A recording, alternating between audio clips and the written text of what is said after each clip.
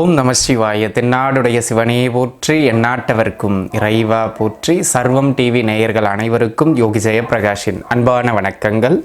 அன்பு உறவுகளே, இந்த பதிவில் நம்ம என்ன பார்க்க இருக்கோம் அப்படின்னு கேட்டுக்கிட்டீங்கன்னா, சனி பகவானினுடைய பெயர்வு ஒவ்வொரு நட்சத்திர வாரியாக உங்களுடைய ஜென்ம நட்சத்திரத்திற்கு அடுத்த 2.5 ஆண்டு காலகட்டம் எப்படி இருக்க போகின்றது இந்த சனியின் பெயர்வினால் அப்படிங்கிறத நம்ம பார்க்க இருக்கோம். சரிங்களா? சரி, இப்போ சனி பெயர்வாக போகிறார். ஏன் நம்ம இதை முக்கியத்துவமாக பார்க்கணும் அப்படின்னு கேட்டிங்கன்னா, கோச்சார பலன் என்பது அளவு குறைவாக இருந்தாலும், ஒரு 10% உட்பட்டதாக இருந்தாலும் சனியினுடைய பெயர்வு அதில் மிக பலமானது. ஏன் அப்படின்னு கேட்டுக்கிட்டிங்கன்னாங்க, ஒரு ராசியில் நீண்ட காலம் இருக்கக்கூடிய கிரகம் யார் அப்படின்னு கேட்டிங்கன்னா அது சனி பகவான். 2.25 ஆண்டிலிருந்து அதிகபட்சம் 3 வருடம் வரை, அதாவது நம்ம ஏறத்தாழ 2.5 ஆண்டுன்னு சொல்கிறோம். ஒரு ராசியில் இருப்பார். ஒரு ராசியில் அவர் 2.5 ஆண்டு காலகட்டம் இருக்கின்ற பொழுது அந்த ராசியில் இருந்து சில பேருக்கு நன்மையையும் சில பேருக்கு தீமையும் தாக்கத்தை பலமாக வழங்குவார். அப்பேற்பட்ட ஒரு வல்லமை பொருந்திய கிரகம், கோச்சார கிரகங்களிலேயே மிகவும் பலமான பலன்களை வழங்க வேண்டிய ஒரு கிரகம் அப்படின்னா அது சனி பகவான் தான். அந்த சனி பகவான் ஏற்கனவே கும்ப ராசியில் வீற்றிருக்கின்றார். அந்த கும்ப ராசி அவருடைய சொந்த வீட்டிலிருந்து தற்பொழுது மீன ராசிக்குள்ளாக பெயர்வு பெற இருக்கின்றார். அவ்வாறாக பெயர்வு பெறுகின்ற அவர் கிட்டத்தட்ட 2027 ஜூலை மாதம் வரைக்கும், ஜூன் ஜூலை வரைக்கும், அடுத்த ஒரு 2 வருடம் 3 மாத காலகட்டத்திற்கு மீன ராசிக்குள்ளாக நிலை பெற இருக்கின்றார். அங்கே அவர் வக்ரம் அடைவார். அது பிறகு, ஆனால் அடுத்த 2.25 ஆண்டுகளுக்கு அவர் மீன ராசிக்குள்ளாக அமர இருக்கிறார். அவ்வாறாக மீன ராசிக்குள்ளாக பயிற்சியாகின்ற இந்த சனி பகவான் எப்பொழுது பயிற்சியாகின்றார் என்று கேட்டால் 2025 இந்த ஆண்டு மார்ச் மாதத்தினுடைய 29ஆம் தினமன்று கும்பத்திலிருந்து மீன ராசிக்குள்ளாக பெயர்வு பெறுகின்றார். இவ்வாறாக பெயர்வு பெறுகின்ற இந்த சனி பகவான் ஒரு சுப வீடு, அதாவது சுக்கிரன் உச்சம் பெறுகின்ற வீடு, இன்னொரு சுபகிரகமான குருவின் வீடான அந்த மீன வீட்டுக்குள்ளாக பெயர்வு பெறுகின்ற சனி பகவானால் உங்களுடைய நட்சத்திரத்திற்கு எங்கெல்லாம் சிறப்பு, எங்கெல்லாம் நீங்கள் கவனமாக இருக்க வேண்டும் அப்படிங்கிறது விலாவாரியாக பார்க்கலாம். தொடர்ந்து வாருங்கள். உத்திர நட்சத்திரத்து நண்பர்களே, உத்திரத்தை பொறுத்த மட்டிலும் பார்த்துக்கிட்டிங்க அப்படின்னு சொன்னால், இந்த சனி பெயர்ச்சி காலகட்டம் ரொம்ப சூப்பர்னு சொல்ல முடியாது, பெருசாக நெகட்டிவ்னு சொல்ல முடியாது. ஒன்றும் பயப்பட வேண்டிய அவசியம் இல்லை. இந்த சிம்மத்தில் இருக்கக்கூடிய உத்திரம் 1ஆம் பாத நண்பர்கள் கூட பெரிதாக ஒன்றும் கவலைப்படணுங்கிற அவசியம் இல்லை. ஏன்னா அஷ்டமத்து சனியினுடைய கடைசி ஒரு 4 மாதம் தான் உங்களுக்கு டஃப் கொடுக்கும். மற்றபடி ஒன்றும் பெரிதாக கவலை வேண்டாம். சரிங்களா?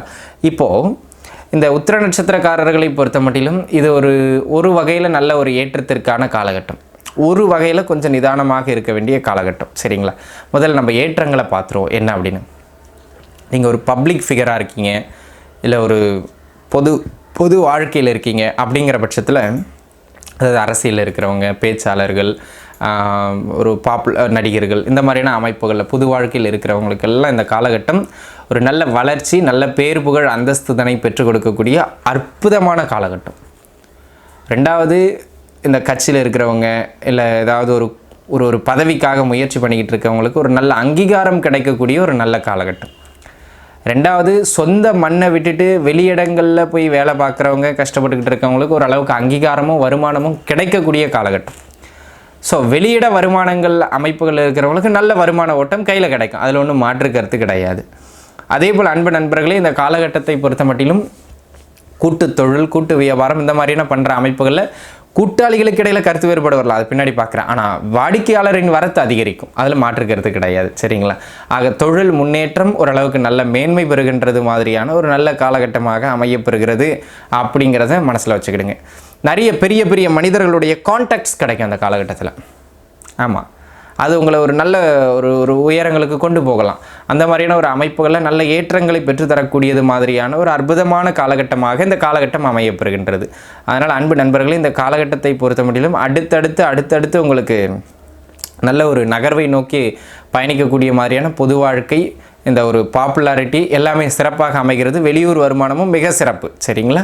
இதை பார்த்துக்கிடுங்க. அதனை அடுத்த அமைப்பாக அன்பு நண்பர்களே, இந்த காலகட்டம் வேறு எதற்கு சிறப்பை தரும் அப்படின்னு கேட்டிங்கன்னா, திருமணம் சார்ந்த முயற்சிகளில் இருக்கிறவங்க, குறிப்பாக இந்த லவ் மேரேஜ், இந்த பெற்றோர்கள் விருப்பம் இல்லாமல் தனித்து போய் திருமணம் பண்ணுறவங்களாம் நிறைய பேர் இருப்பாங்க இல்லையா, அதுக்கெல்லாம் இந்த காலகட்டம் ரொம்ப சிறப்பு. அதுக்குன்னு போய் பண்ணுங்கன்னு நான் ரெக்கமெண்ட் பண்ணலை.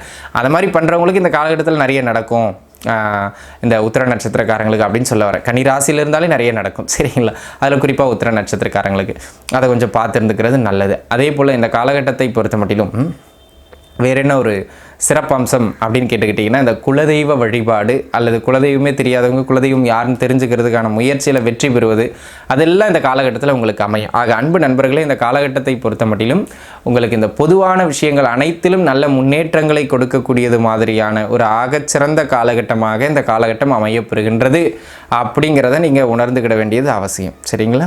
வேலை, தொழில், வருமானம் இவை அனைத்திலும் பரவாயில்லை என்கின்ற மாதிரியான ஒரு நகர்வு கிடைக்கும். ஒரு எப்படி சொல்கிறதுங்க, ஒரு ஒரு ஒரு ஒரு வைல்டாக பார்க்கணும்னா நீங்கள் ஒரு நல்ல ஏற்றத்திற்கான பீரியட். சரிங்களா? பொதுவான விஷயங்களுக்கு அப்படியே வேலை, வருமானம் இந்த மாதிரியான அமைப்புகளுக்கு வரும்போது வேலை கிடைக்கும், வருமானம் இருக்கும், அதெல்லாம் மாற்றுக்கிறதுக்கு கொஞ்சம் வேலையில் ப்ரெஷர் இருக்கிற மாதிரி இருக்கும். ஸோ அதை பார்த்துக்கிடலாம். திருமண முயற்சிகள் கொஞ்சம் தாமதமாகும் அல்லது சில தடைகளை எதிர்கொள்கிற மாதிரி இருக்கும். ஆனால் கல்யாண அமைப்புகள்லாம் கைகூடி வந்துடும். புத்திரபாகியத்திற்கான அமைப்புகளும் இந்த காலகட்டத்தில் பலமாக உண்டு. தாராளமாக நீங்கள் முயற்சிக்கலாம் அப்படிங்கிறதுல எந்த விதமான மாற்று கருத்தும் இல்லை. சரிங்களா? அதை கொஞ்சம் பார்த்துக்கிடுங்க. சரி, எங்கெல்லாம் கவனமாக இருக்கணும் அப்படின்னு கேட்டிங்கன்னாங்க, மன வாழ்க்கை. ஊரில் நல்ல பேர் எடுப்பீங்க, புகழ் இருக்கும், ஐயா சாமிம்பாங்க, வீட்டுக்கு வந்தால் நமக்கு சோறு கிடைக்குமான்னு தெரியாது. அந்தளவுக்கு கருத்து முரண்பாடுகள், அடிக்கடி சண்டை சச்சரவுகள் உத்திர நட்சத்திரக்காரங்களுக்கு ஓடும். அட்ஜஸ்ட் பண்ணி தான் போகணும், வேறு வழி இல்லைங்கிறத மனதில் உள்வாங்கி வச்சுக்கிடுங்க. சரிங்களா? அந்த மாதிரியான ஒரு அமைப்புடைய காலகட்டம் இந்த காலகட்டம். அது மட்டும் இல்லாமல் அன்பு நண்பர்களே, இந்த காலகட்டத்தை பொறுத்த மட்டிலும் தொழில் பொருளாதார ரீதியாக என்ன வருமானம் வந்தாலும் விரயமாகும். சொல்கிற அளவுக்கு ஏற்றம் சிறப்புன்னு சொல்கிற அமைப்புகளில் இல்லை. அதனை அடுத்ததாக வெளியூர் வேலை வாய்ப்புகள் கிடைக்கும் அல்லது வெளியிடங்களில் வெளிநாடுகளில் இருக்கிறவங்களுக்கு சின்ன சின்னதாக வருமான ஓட்டத்திற்கான வழி கிடைக்கும். தாராளமாக நீங்கள் முயற்சிக்கலாம். ஒரு சிலருக்கு இந்த குடும்பத்தில் பிரச்சனை, பிரிவினை அந்த மாதிரியான அமைப்புகளுக்கு கொண்டு போகிறதுக்கு வாய்ப்பு அதிகம். ஸோ ஓவராலாக சுற்றி என்ன வரேன்னா, வேலை, பொருளாதாரம், தொழில், குடும்ப வாழ்க்கை இது எல்லாவற்றையும் பார்க்கும்போது குடும்ப வாழ்க்கையில் ரொம்ப கவனமாக இருக்கணும்.